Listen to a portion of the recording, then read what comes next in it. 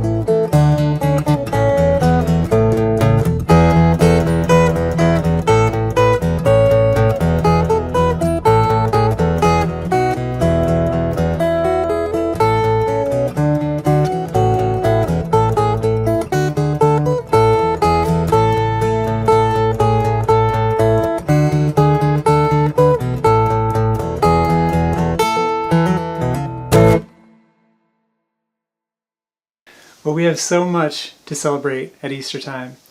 We can celebrate the fact that Jesus loved us enough that He came and gave His life on that cross so that we could be freed from the penalty of sin, that He paid His sacrifice for, made a sacrifice for us.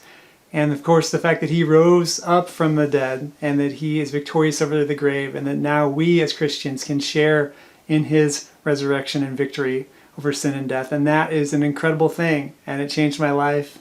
And if you know Jesus Christ, it changed yours too.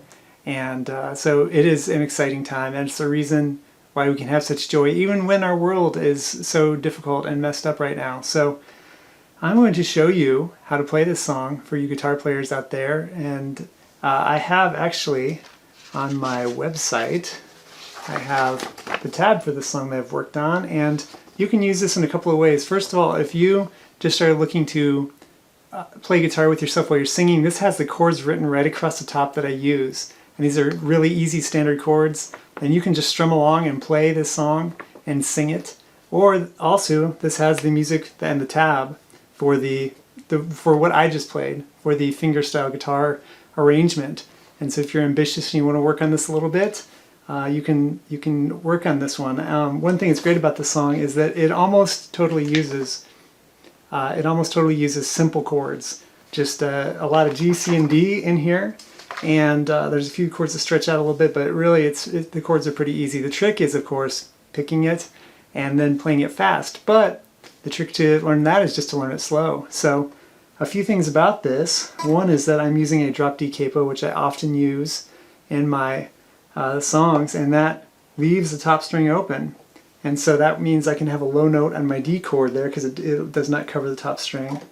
And I've mentioned before in another video how if you don't have a drop D capo to get by, you can just use a standard spring-loaded capo and put it over all except that top string on the 2nd fret there. But I love these drop D capos, and I'll put a link to those where you can get one of those on Amazon down below there. I just love these things. So we have Christ the Lord is risen today. So when I start playing this song, I start off with kind of just a little zip down the strings there. And I do this a lot. It's kind of a way to get into it without just starting playing. You can also just probably do a little arpeggio on the chord there, or you could just kind of do a little driving bass, to kind of get the feel of your timing as you're working on this. When I play this song, I use hybrid picking, so I'm using a flat pick and then my fingers. And I would recommend that's a great approach for the song. We're also using a thumb pick, kind of Chet Atkins style. That would be a good way to go. It might be hard to play this song with your thumb instead of a pick because the bass line moves quickly, And trying to chug away on that bass line could be difficult with your thumb. Although if that's what you're used to playing, you can try it, and maybe you can do it. So with this song starts with the G chord, and I'm playing eighth notes in the bass throughout the song, and that kind of gives the song more energy and excitement, because this song celebrates and needs to be energetic and lively and exciting and just celebrating the fact that Jesus rose from the dead. So it needs to be joyful. And so what I do here is on the first measure, it's just all G in the bass, and then the melody starts with the two middle strings. So I do a pinch, and then I pinch, and then there's that eighth note in between. So, and then it's the G in the B string, and then I put my third finger on the third fret there of the B string, and then it's back to those two middle strings, and then go to the C shape, and the melody's on the C note.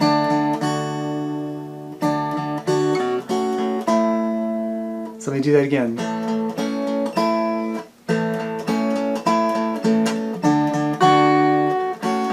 And it goes back to the G right there.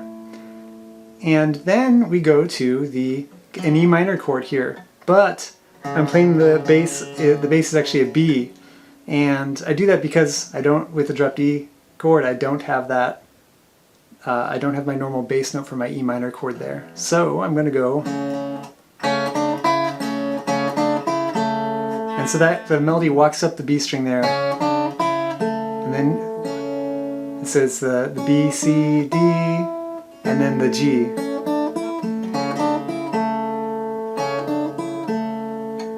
And then we go back to the C chord. So when we're on the C chord there, it's just picking up the pointer finger, and then the G, D, G. And so that completes the first four measures. Then we will go to the second line here, where the sons of men and angels say. And so it starts out with the C chord. And so with this measure, I kind of cheat because the bass line is moving, and actually throughout the song, the bass line goes really fast with and with the chord changes too. They're just lightning fast on these chord changes, and this line is like that, where you go. And so what I do to kind of cheat a little bit there is I play the first note, and then I play just the open.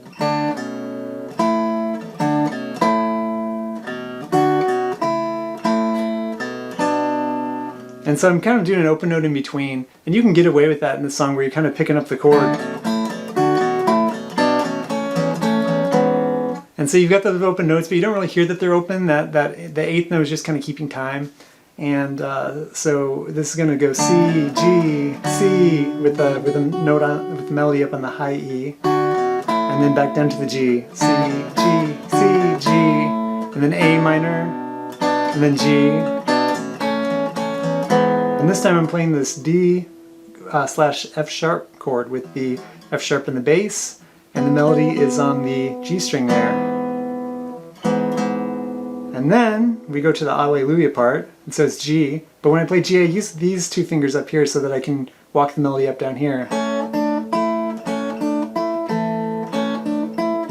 And then C, and then back to G. Alright, so that completes the second line there, and I know this is moving by kind of quick, but go and get that tab. It will help you out way more than the video, but I wanted to do the video too to just kind of show you a few little tricks. And then we are to the third stanza, and or the third line here, and it is raise your joys and triumphs high. And this starts with a D chord, and so, but now we're using that low D in the bass there. And I do this little shape where we use the standard D, then kind of a D sus, where you put your fourth finger down, and then I stretch out there. And so this is, and you can lift your middle finger up when you get to the high one. That will help you a little bit get over there. But I use this chord a lot. I love this chord. So, and that may be a little bit hard for you if you're new to it. You might even cheat your middle finger there, or if that's hard for you, you could just go. you could just abandon the other fingers and just play a single note melody here. And then we go to the G chord. And so I play this like this.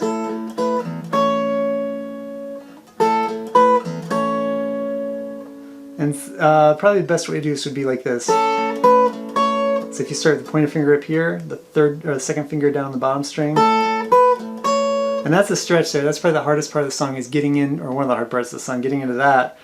And one thing I do is, just kind of practice stretching out my fingers like this so you can make that little reach. This is a great chord for doing melody playing in the key of G, in the key of D. I use this a lot, and it gives you that cool melody note there while still having the G in the bass. So if you can stretch out and do that, that's great. Sometimes you can cheat and play a B in the bass, because remember, B is in the G chord. So you can do that. You could do that if you can't do the stretch here.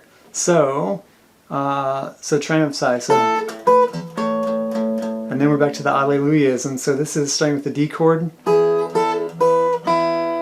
And again, you could do that if you want to. But I play it with the note, with the melody note and a harmony, so I play it.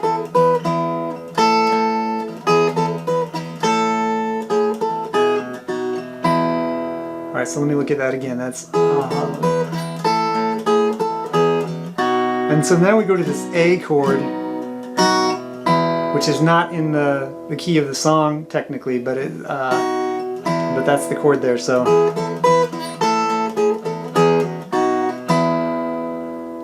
and then the last line is "Sing ye heaven and earth reply," and so we go back. We're still on the D chord there.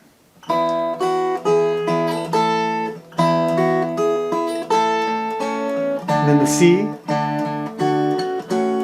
then that's the G chord. And then we're to this last Alleluia, which starts with G.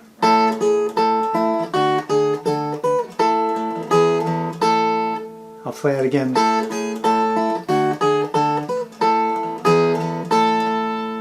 And so that Alleluia there ends kind of in the middle of.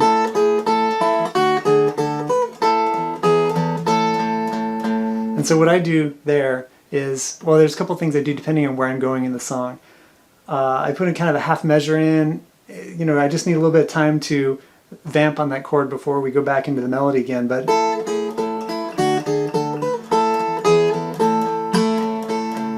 lot of times I'll just kind of, and then when I do this here, I kind of flick with the strings with the back of my fingers like that. Sometimes I'll just go, or sometimes I'll kind of just pick it like that.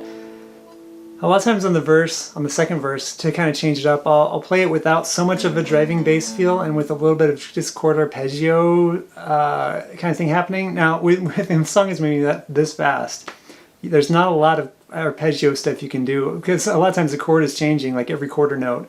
And so, if you're playing 8 notes with your pick, you might get 2 notes in an arpeggio before you change. And so I'm not real consistent with what I do with that, but you can kind of work on that and see if you can find where the chord stays longer in one position. You might alternate, like on the first chord, for example. That's kind of what I do.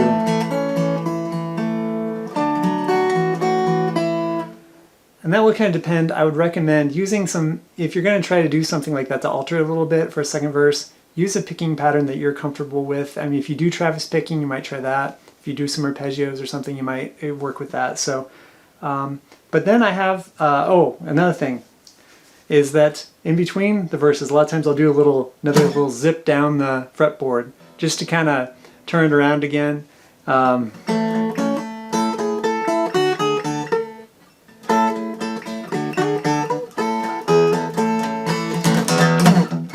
Kind of, and you can work something out there. I really like these things. It kind of resets you musically, but you could just kind of play on arpeggio or whatever you want to do to get back into the song again. I usually do this about 3 or 4 times depending on where I'm playing it. Sometimes when I'm playing this as a offertory, let's say on Easter at a church, I will just kind of wait And as they get to the back, then I'll just keep playing until, they get to the back passing the offering plate, and then I'll stop as I see that they've completed. Or if it's a prelude or something to a service, I'll just play it, play through a couple times and kind of wait for the time to be appropriate to stop there. But usually I play the last time through kind of big, and I just play it, pick kind of with more of a louder feel. And then I play this little tag of an ending here that is, so I kind of slow down the melody, although the bass is still moving the same, the chord changes. It's kind of a little tagged ending that's like halftime, I guess. And so it goes like this.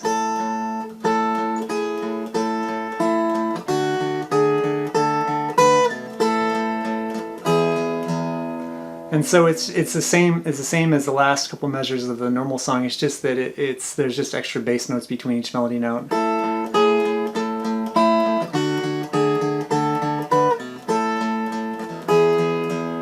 And then for the very ending, I do this little thing where I play a little pinch here on the G string and the 3rd fret on these 2 strings down here, and I go like this. And this is a triplet, triplet, triplet, whoops.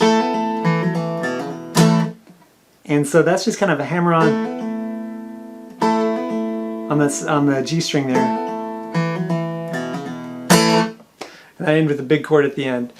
And so it's kind of abrupt, but it kind of adds that celebratory spirit there. So I hope you enjoy working on the song. It is a beautiful song, and again, that tab will really help you. So thank you so much, friends. God bless you. Have a wonderful Easter. Take care.